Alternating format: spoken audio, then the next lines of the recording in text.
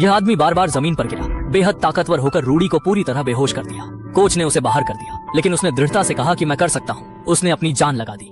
टकराव में वह हमेशा सबसे आगे रहा, चाहे चोटिल होकर गिराना पड़ा हो। उसे जमीन पर फेंक दिया और कद छोटा होने के बावजूद उसका जुनून कोच को छू गया। उसने साथ ही प्रशिक्षण की योग्यता प्राप्त की। रूडी का सपना अब बस एक कदम दूर था। वह 45 नंबर के साथ खड़ा था। दरकनार का क्या?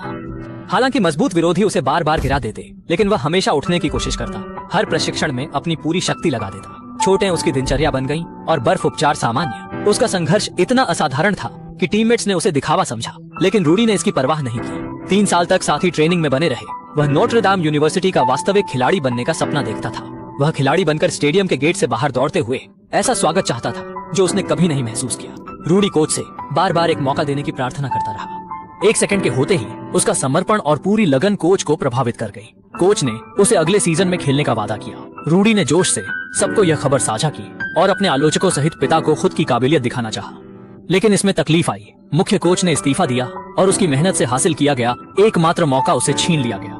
वह बार बार अपनी टीम सूची में अपना नाम देखना चाहता, लेकिन हर बार उसे निराशा ही मिली। इस सब के बावजूद ट्रेनिंग में रूडी ने पूरी ताकत से हिस्सा लिया। एक क्षण भी आराम नहीं किया। वह टीम को यथासंभव मदद करना चाहता था, भले वह खेल में न शामिल हो सके।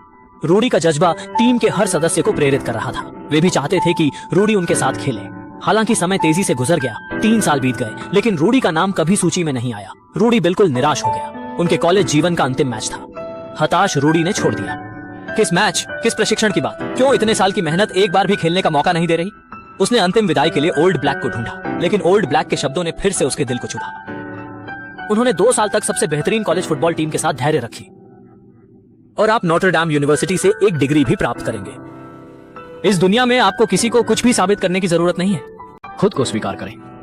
प्रशिक्षण मैदान पर रूडी के बिना टीम में कोई लड़ाई की भावना नहीं थी, जब तक कि नंबर 45 का आदमी टीम के पास नहीं गया और खिलाड़ियों ने अनायास रूडी की सराहना करना शुरू कर दिया। हर कोई इस आदमी का इंतजार कर रहा है जो भाग्य के सामने नहीं झुकता है। प्रशिक्षण के वर्षों में रूडी ने कभी भी एक खेल से चूक नहीं की है और हमेशा सबसे सक्रिय और हताश रहेगा।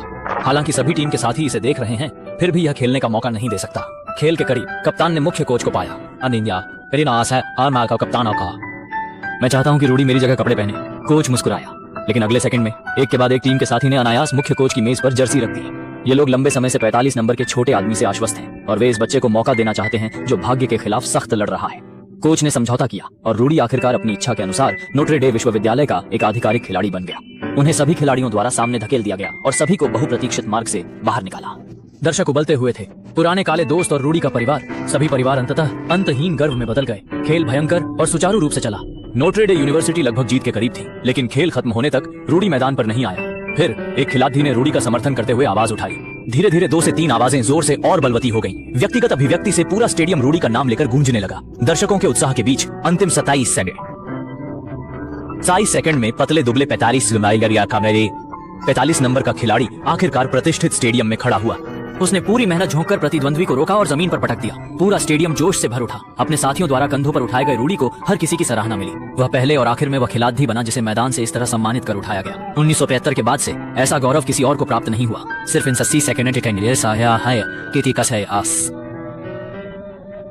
के लिए रूडी ने 8 साल तक कड़ी मेहनत की और ये कहानी एक सच्ची घटना से प्रेरित है। प्रतिभा ना हो तो क्या हुआ, अगर आशा ना हो तो क्या हुआ। जीवन के आघात के बावजूद अपने सपनों को मत खोने दो, केवल उन छोटे 27 सेकंड के लिए। क्या यह वास्तव में इसके लायक है?